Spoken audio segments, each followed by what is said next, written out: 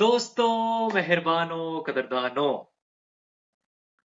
आज है ऑब्वियसली हम जानते हैं इंडिपेंडेंस की रात है, इंडिपेंडेंस डे है। और मैं उसके ऊपर एक वीडियो भी बना रहा था और मैं सोच रहा था कि हम किस चीज की इंडिपेंडेंस मना रहे हैं। क्या अब इस मुल्क में कुछ रह गए जिसको मैं कह सकूं कि हम उस पर फख्र कर सके या वो इंडिपेंडेंट हो। ये सवाल मेरे जहन में बहुत ज्यादा गर्दिश कर रहे हैं। मेरा हर एक रिश्तेदार ये मुल्क छोड़ के जाना चाहता है। मेरा हर एक दोस्त ये मुल्क छोड़ के जाना चाहते हैं। मैं इस मुल्क को छोड़ के जाना चाहता हूँ। मीरब इस मुल्क को छोड़ के जाना चाहती है। But we have to live here because we are not अमीर पीपल। हमारी करोड़ों की जायदादें नहीं है। ना ही हमारे माँ बाप की है, ना ही आबा अजदाद की है। तो मीरब हम रिव्यू करने आए इंडिपेंडेंस डे पे एक बहुत ही अनोखी मूवी बारबी, जिसका 1 बिलियन जो है वो आप जानती हैं कि बिजनेस हो चुका है। और जो उसकी जो फीमेल डायरेक्टर है वो पहली फीमेल डायरेक्टर बनी है दुनिया की जिन्होंने 1 बिलियन का जो बिजनेस है वो क्रॉस किया बॉक्स ऑफिस पे। तो first of all, how are you feeling on Independence Day? क्या आपकी फीलिंग भी मेरी जैसी है? और secondly, how was Barbie for you?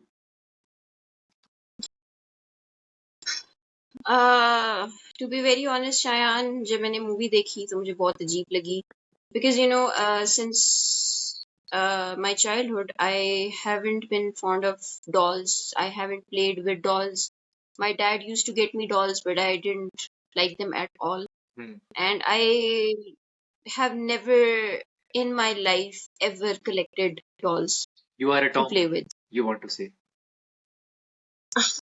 Yeah. Yeah, you can say because I am the only daughter of my parents. I have two brothers. I have always been surrounded by boys, you can say, and most part of my life had been like I grew up playing video games and playing with their toys instead of mine because I never had any toys of my own. I had, but didn't. I just didn't want to play with them because I didn't like them. And girlish चीजें मुझे कभी अच्छी नहीं लगी. I don't know. Some people might think this is weird of me to say something like this, but yeah, that is how I am and I have been. तो जब मैंने ये मूवी देखी तो मुझे बहुत अजीब लगी because it was too girly for me. It was too pink and so for me. तो बहुत से लोगों के लिए थी ये, मतलब सिर्फ आपके लिए नहीं, मेरे ख्याल से बहुत सी लड़कियां और लड़के तो डेफिनेटली आपसे रेजोनेट करेंगे। अ, वो बहुत से लड़के ऐसे भी होंगे जो आपसे डिसएग्री करेंगे, बहुत सी लड़कियां ऐसी होंगी जो आपसे डिसएग्री करेंगी। मैं इनकी थीम्स exactly. के ऊपर आऊंगा क्योंकि मेरा मकसद ये है कि हम मूवी की थीम्स के ऊपर बात करें जो मैं बात करने आया हूँ। और आई वॉज श्योर कि ये मूवी बहुत डिफिकल्ट होगी रिव्यू करना आज के क्लाइमेट में, क्योंकि बहुत पॉलिटिकली करेक्ट रहना पड़ता है आपको आज के दौर में। और आपने भी बिल्कुल पॉलिटिकली करेक्ट होके बिल्कुल मेरा जवाब नहीं दिया मेरे सवाल का कि इंडिपेंडेंस डे पे आपको कैसा लग रहा है। लेकिन खैर, आपकी खामोशी में ही आपका जवाब है। तो सीन ये है कि दोस्तों, जैसे कि आप जानते हैं, जो फीमेल डायरेक्टर है उनका क्या नाम था मीरा? थोड़ी सी कास्ट और डायरेक्शन के बारे में बता दें। जी बिल्कुल. कास्ट बहुत वास्ट है. बहुत इसलिए उसको बहुत वास्ट है. उसको हम थोड़ा सा टच करेंगे. लेकिन जो डायरेक्टर हैं वो हैं Greta Gerwig. Great. That is the name of the director. She directed and wrote the script. Greta Gerwig and Noah Baumbach, if that is how the name is pronounced. Noah और Greta ने ये इसकी script लिखी है मिलके, and Greta is the one who directed the movie. Also, it is produced by David Heyman, Margot Robbie, Tom Eckerly, and Robbie Brenner. These are the names of the producers. हाँ, बिल्कुल बिल्कुल। And I think main characters के अगर हम वही actress के नाम ले लें तो वो काफी है। और आई थिंक द जी जी. हाँ जो इसमें कास्ट है that is Margot Robbie as Barbie or stereotypical Barbie, you can say. या Ryan Gosling as Ken, America Ferrera, Kate McKinnon, Michael Cera, if I'm pronouncing the name right, Simu Liu, Helen Mirren, Issa Rae, or Issa Rae, I'm not sure, Rhea Perlman and Will Ferrell. हाँ This was the main cast. आप कह सकते हैं कि जो main लोग थे वो ये थे. म्यूजिक जो है इसका वो मार्क रॉन्सन का हमें पता है कि मार्क रॉन्सन का एक बहुत फेमस आप कह सकते हैं गाना है जो कि ब्रूनो मार्स का गाया हुआ है. That is Uptown Funk. It's my favourite. Mark Ronson जो है आपको पता है कि he is an English American DJ and producer songwriter. तो उनका म्यूजिक है एंड एंड्रयू वाइट. हाँ these are the guys in music. बिल्कुल बिल्कुल. तो देखो ये तो हमने कास्ट की बात कर ली, डायरेक्शन की बात करी. मैं आना चाहता हूँ मेन मुद्दे पे. इस मूवी के अंदर ऐसा क्या सोशल मैसेज है कि ये इतने बिलियंस कमा चुकी है? 1 बिलियन का ये बॉक्स ऑफिस पे कमा चुकी है. क्या है इसके अंदर, क्या है यूनिक सेलिंग पॉइंट? मैं यही सोच रहा था जब मैं फिल्म देख रहा था और जब मैंने ये सुना कि 1 बिलियन ये क्रॉस कर चुकी है बॉक्स ऑफिस पे और इतनी इसकी हाइप है. देखें, एक तो मार्केटिंग तो है, ठीक है, वो एक एक मटेरियलिस्टिक, वो एक अलग चीज है, वो स्ट्रेटजी थी, वो मार्केटिंग प्रमोशन स्ट्रेटजी बहुत अच्छी थी, बहुत वर्ल्ड क्लास थी, सबसे सुना है, हर कोई रिव्यू में ये कह रहा है. फाइन. इसका जो मेन यूनिक सेलिंग पॉइंट था वो ये था कि it is not actually anti man. बहुत से लोग समझ रहे हैं कि ये एंटी मैन है और ये सिर्फ फेमिनिज्म की तरफ जो सोशल मैसेज है वो दे रही है और ये फेमिनिज्म का बोलबाला कर रही है. That is actually not true at all. हाँ, फेमिनिज्म का मैसेज है and it's pretty much in your face. लेकिन जो दूसरा बात लोग कह रहे हैं ना कि ये एंटी मैन है, it is not anti man. ये बात करती है ये मूवी एंड में यही बात करती है कि हर इंसान की एक इंडिविजुअल आइडेंटिटी होनी चाहिए और सोशल परसेप्शन के ऊपर उसको अपनी आइडेंटिटी नहीं ढालनी चाहिए. जो सोसाइटी के प्रेशर्स हैं और जो सोशल परसेप्शन है उसके ऊपर अपनी आइडेंटिटी को ढालने की जरूरत नहीं है. जो तुम हो वो हो. अपने आप को जिस तरह तुम हो उस तरह एक्सेप्ट करो, तभी तुम जिंदा रह सकोगे.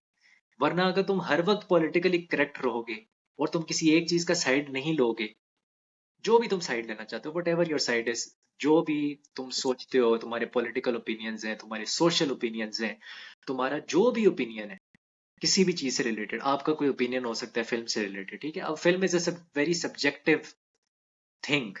उसको मैं किसी और तरीके से देखूंगा, मीरब किसी और तरीके से देखेंगी, कोई तीसरा बंदा होगा उसको किसी और तरीके से देखेगा.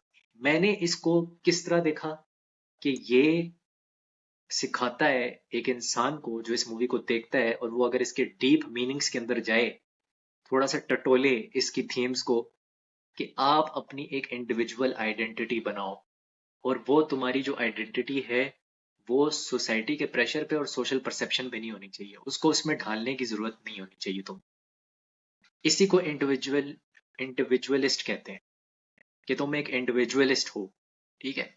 और ये एक मार्क्सिस्ट थ्योरी से भी थोड़ा सा मिलती है. बट द थिंग इज कि आई बिलीव कि ये बड़ा ब्यूटीफुल मैसेज है इस मूवी के अंदर. हाँ, मैं वो डेमोग्राफिक नहीं हूँ, मैं वो इंसान नहीं हूँ जिसको ये मूवी टारगेट करी थी. मुझे ये मूवी टारगेट नहीं करी थी.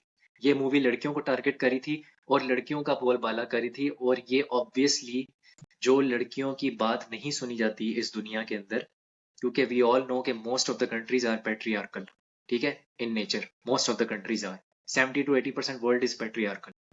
तो वो जो अनहर्ड वॉइसेस हैं लड़कियों की, या चलो लफ्ज इस्तेमाल कर लेता हूँ मैं, मजबूरी है मेरी, फेमिनिस्ट्स की, उसकी जो आवाज है उसका वो मतलब सर चढ़ के बोलती है उसको.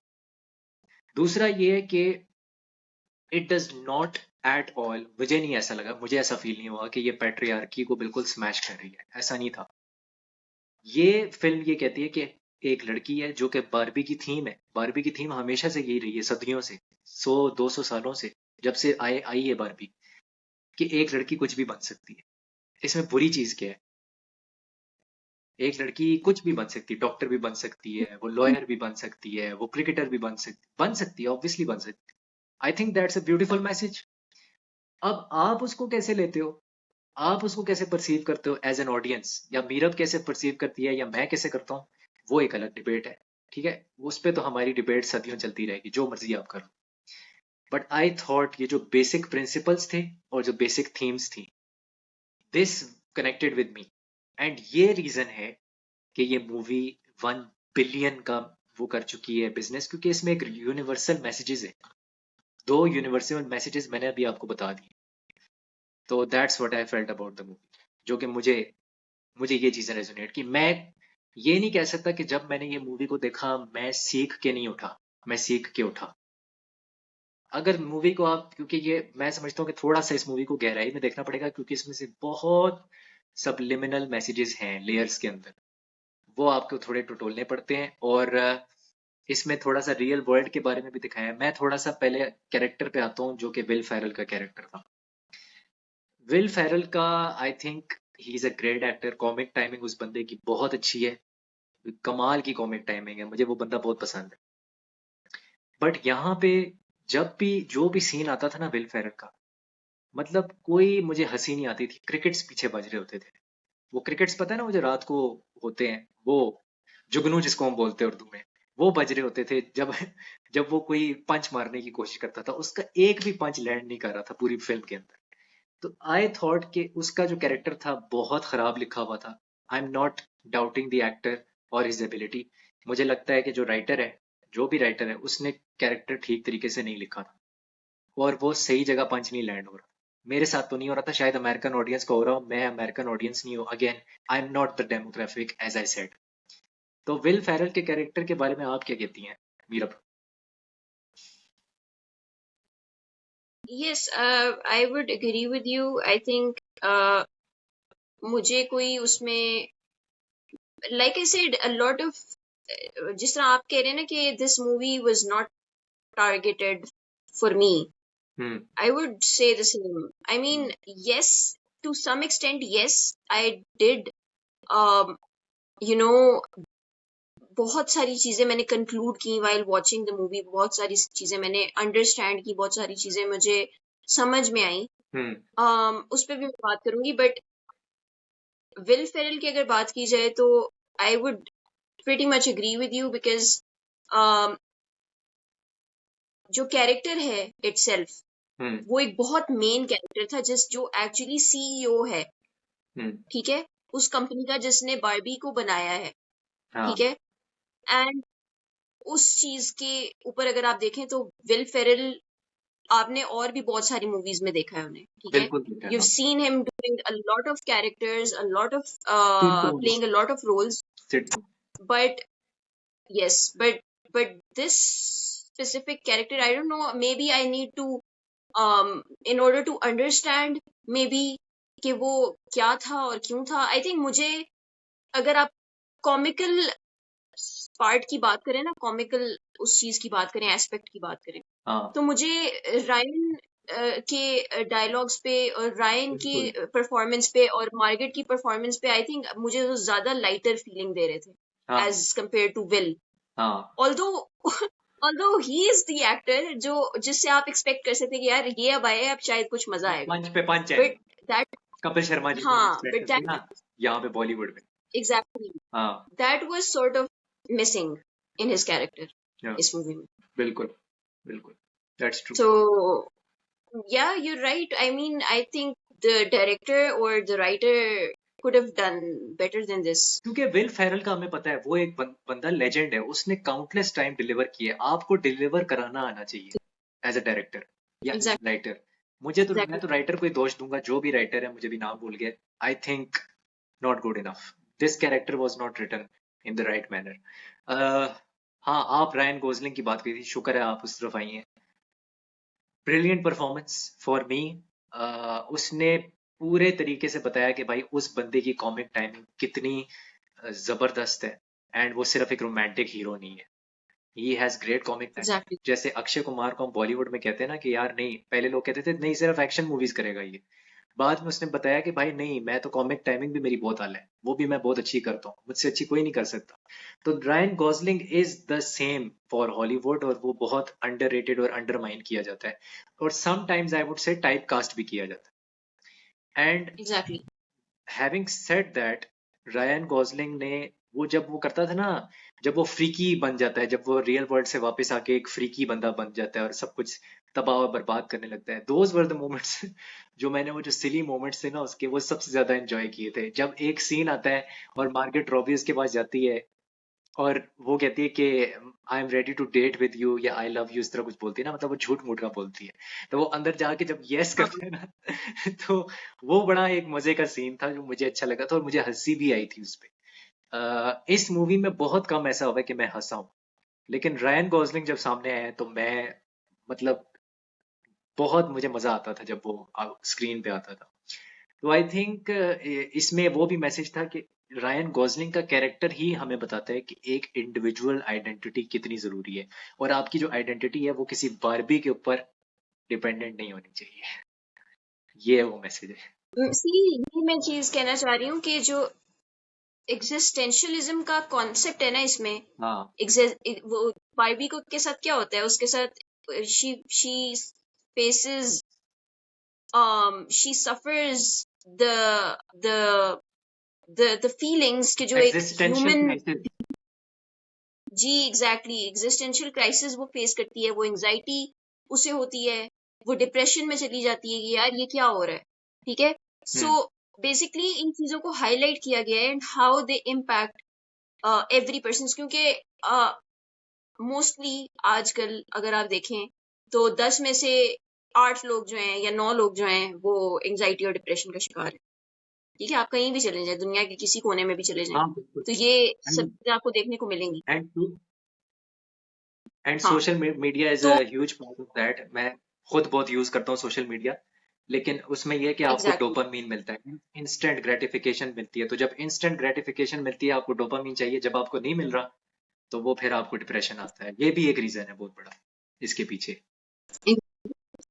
एग्जैक्टली हाँ एग्जिस्टेंशियलिज्म को तो हाईलाइट किया है इसमें। दूसरा, आपने जिस तरह बात की कि फेमिनिज्म को तो बहुत मुंह के ऊपर दे के मारा ना कि हाँ ये देखो ये लो, इट्स बारबी, व्हाट तो do you expect from it.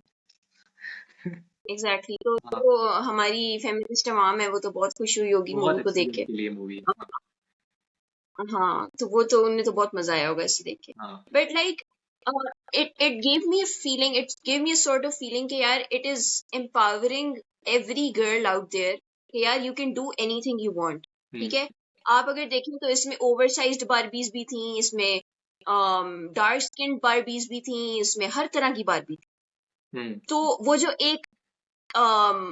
एक जो स्टीरियोटाइप बना हुआ है ना कि बारबी जो है वो स्लिम एंड स्मार्ट और खूबसूरत और ऐसी होगी, आई मीन खूबसूरत, every woman is in her own way, hmm that is what it actually highlights।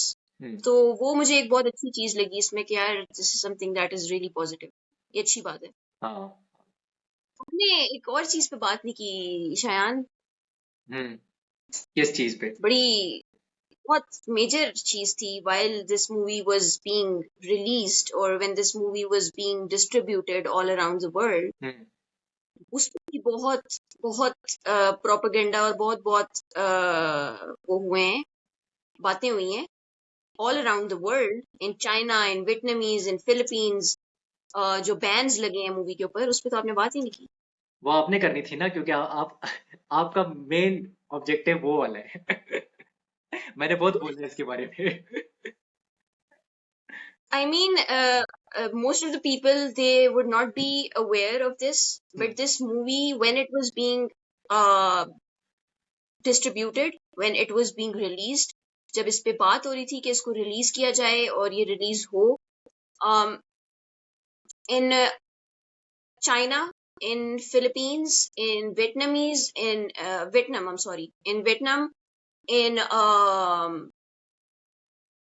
I think Philippines मैंने नाम लिए, हाँ yes। फिलीपाइंस। ये जो कंट्रीज हैं, ये जो कंट्रीज है, मलेशिया, हाँ ये जो कंट्रीज हैं, इनमें एक बहुत बैन वो शुरू हो गया था कि यार इसको बैन किया जाए, ये यहाँ पे रिलीज ना हो, because of a lot of political reasons, कि इसमें मूवी में जो है उन्होंने कुछ ऐसी टेरिटरीज दिखाई हैं जिसके ऊपर कॉन्फ्लिक्ट चल रहा है, चाइना का, वियतनामीज का, फिलीपींस का, इन सारी कंट्रीज का एक वो 9 डैश लाइंस जो हैं वो शो किया है, ये शो उनको की। किया गया है इन इन एन इनअप्रोप्रिएट वे। हाँ सो इस चीज की काफी एक वो बातें शुरू हुई थी अक्रॉस यू नो बहुत सारे मुल्कों में ये साउथ चीज। ईस्ट कंट्रीज जो थी ना, उन्होंने सारों ने किया है, क्योंकि ऑब्वियसली एक देखें, एक तो वो कम्युनिस्ट कंट्रीज है, जो खास तौर पे China is a communist country. और इस मूवी में बहुत ज्यादा कैपिटलिज्म का भी जिक्र किया गया है कि कैसे बारबी ने कैपिटलिज्म वो कहना चाहिए थोपा है अपनी इन जी डॉल्स के थ्रू। और एक वो बहुत इंपॉर्टेंट सीन आता है, आपको याद होगा, जिसमें मार्गरेट रॉबी का जो कैरेक्टर है वो उस लड़की के पास जाता है, लेकिन वो लड़की नहीं होती, वो लड़की की बेटी होती है, वो जो टेबल पे बैठी होती है जब। और वो उसको फिर बोलती है कि जी तुम्हारी वजह से कैपिटलिज्म बहुत ज्यादा हुआ है, तुम्हारी वजह से हर लड़की जो है उसको थिन रहना होता है, स्मार्ट रहना होता है, स्लिम रहना होता है, जबकि एक आम लड़की इस तरह की नहीं होती, मैं इस तरह की नहीं हूँ। वो जो उसकी बेटी है वो कहती है, जो अमेरिका फरेरा की जो बेटी का जो कैरेक्टर है उसकी जो बेटी होती है वो बोलती है। और जो बारबी लैंड जी ये बात में उसके साथ, तो वो कहती है कि तुमने स्टीरियोटाइप्स बनाए, तुम्हारी वजह से एक औरत को कैसे परसीव किया जाएगा, उसके स्टीरियोटाइप्स हुए। और किस तरह कैपिटलिज्म भी उसका बाय प्रोडक्ट था। और जो आपने अभी ये वाली बात की है, क्या कहते हैं, बॉर्डर्स वाली और वो जो लोकेशंस वाली जो दिखाई है, वो भी ऑब्वियसली, क्योंकि उसके ऊपर वो सख्त किस्म का, जैसे इसराइल और पैलेस्टाइन में चल रहा है ना सीन, उसी तरह का उनका साउथ ईस्ट में इस तरह का एक लफड़ा चल रहा है, एक मामला है। तो वो उस वजह से उन्होंने कहा कि जी हम इसको बैन करना चाहते हैं, क्योंकि ये हमारी पॉलिटिकल आइडियोलॉजी को और उसकी साख्त को नुकसान पहुंचा रहा है। तो दैट वाज द रीजन। और चाइना ने तो करना था, क्योंकि obviously they do not accept capitalism, किसी सूरत नहीं करते वो। एग्जैक्टली। ये तो चाइना की, ताइवान की, वियतनाम की हमने बात की है। Hmm. But in in Punjab also, in Dubai also, in Islamic countries इस पे बैन इसलिए लगा क्योंकि there was this idea that the movie is promoting LGBTQ and homosexuality. So that was another reason कि जिसकी वजह से कि आप ट्रांसजेंडर एक्टर्स ले रहे हैं, उनको दिखा रहे हैं।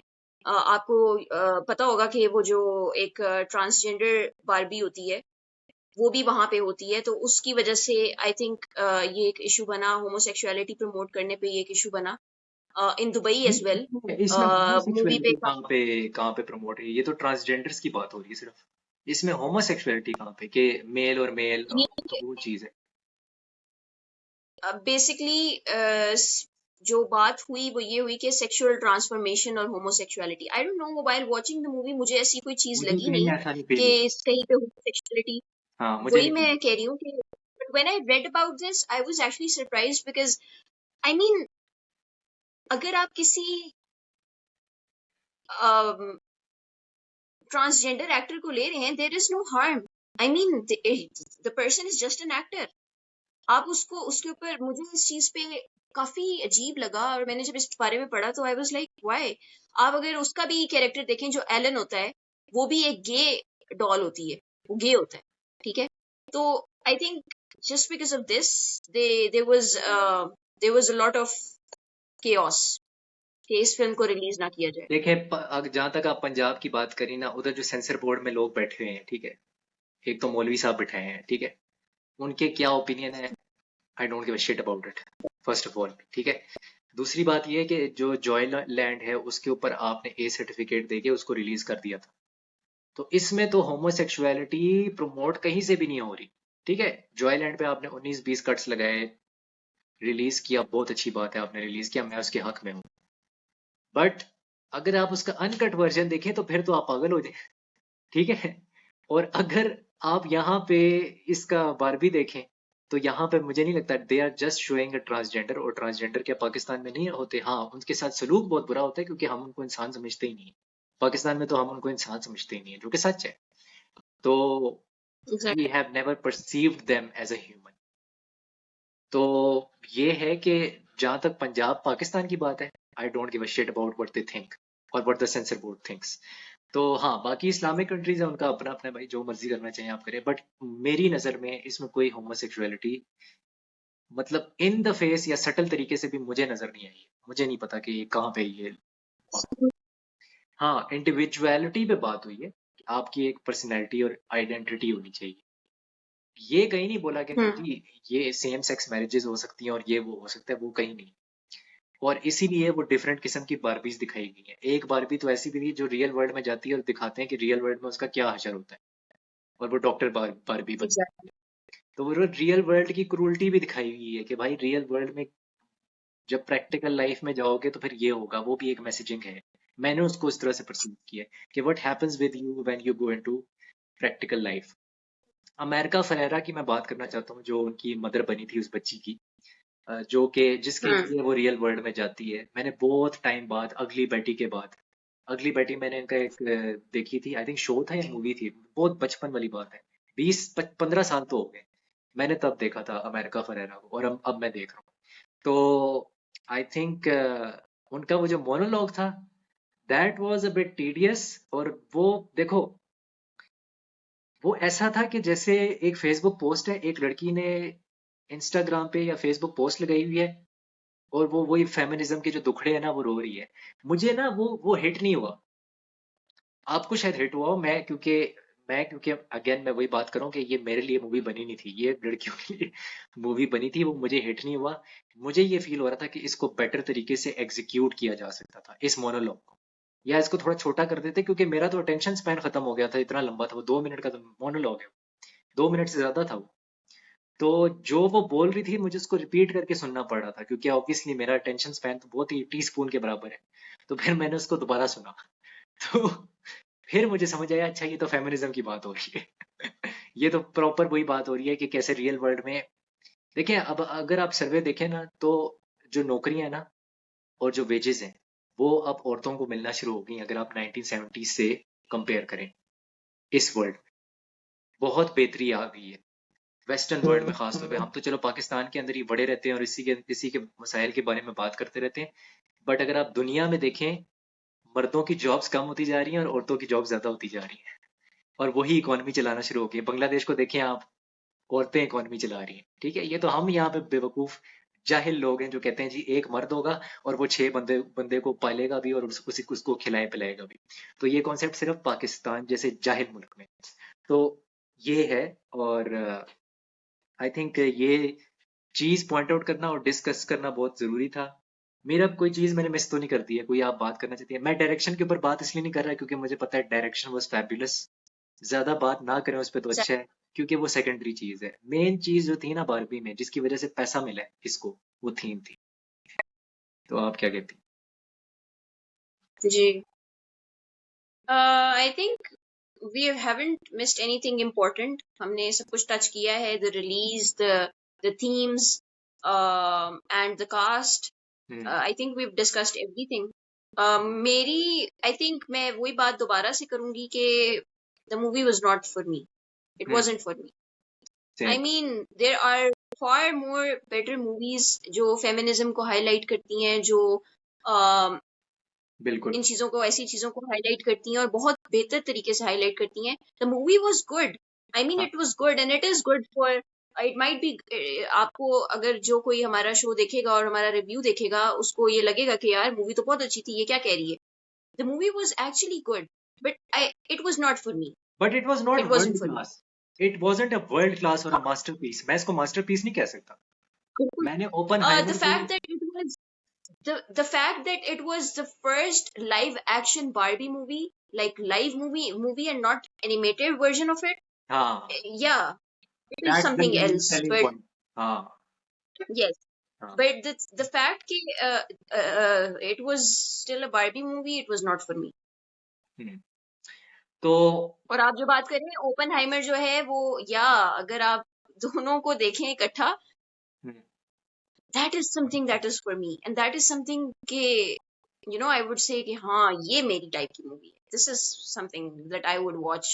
अगर मेरे सामने बारबी और ओपनहाइमर को रखा जाए, then obviously it is Oppenheimer for me.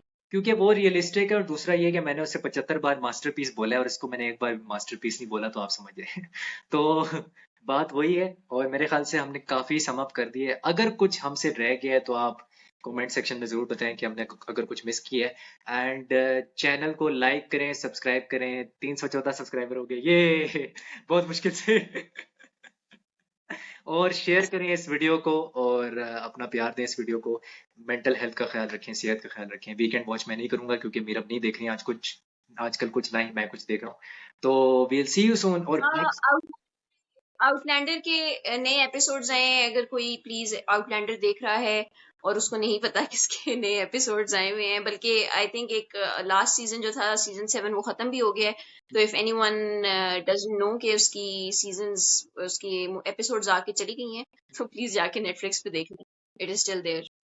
और हम अगला जो हम करेंगे, होपफुली मिड वीक में करेंगे, कोशिश हम करेंगे कि मिशन इम्पॉसिबल का रिव्यू लेके आए। Next show will be Mission Impossible, and then definitely a Pakistani drama of masterpiece channel green tea. तो see you soon, take care, bye bye, hasta la vista.